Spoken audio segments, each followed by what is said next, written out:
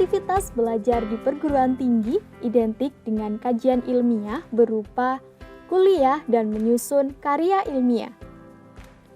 Mahasiswa harus terampil membaca efektif agar mampu memilih dan memahami ide pokok dalam berbagai referensi.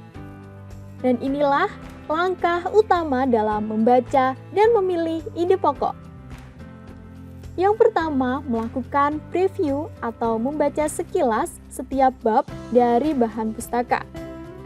Langkah ini bertujuan memahami gambaran besar struktur ide pokok sebuah bacaan agar dapat memahami detail buku yang akan dibaca. Caranya adalah, bacalah sekilas bagian-bagian penting sebuah bahan bacaan dalam waktu kurang lebih 10 menit. Bagian yang penting untuk dibaca yaitu judul, biografis penulis, tanggal publikasi, daftar isi, kata pengantar, indeks, dan glosarium.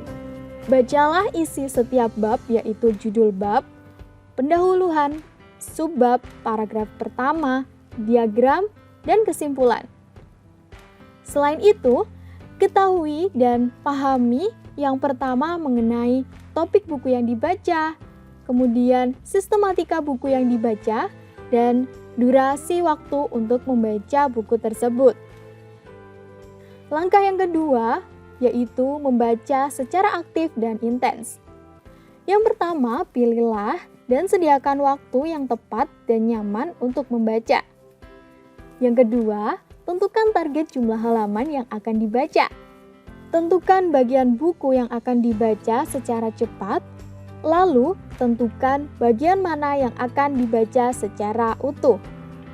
Kemudian, beristirahatlah jika merasa lelah. Segarkan diri Anda dengan melakukan aktivitas lain.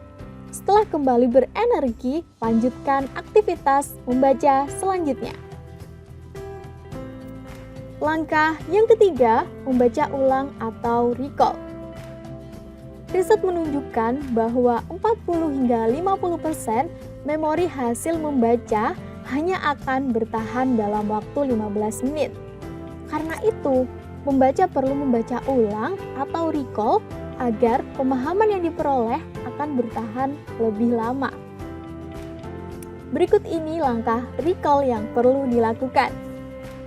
Yang pertama, buatlah sejumlah pertanyaan untuk setiap bagian guna menguji ingatan dan pemahaman yang telah Anda dapatkan. Ulangi bagian-bagian penting yang telah Anda baca secara aktif dan ucapkan bagian-bagian penting dari bacaan tersebut.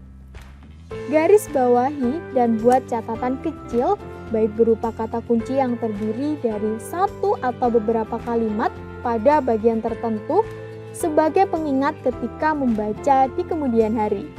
Buat catatan ulang isi bacaan yang sudah dipelajari dengan menggunakan kata-kata sesuai pemahaman Anda.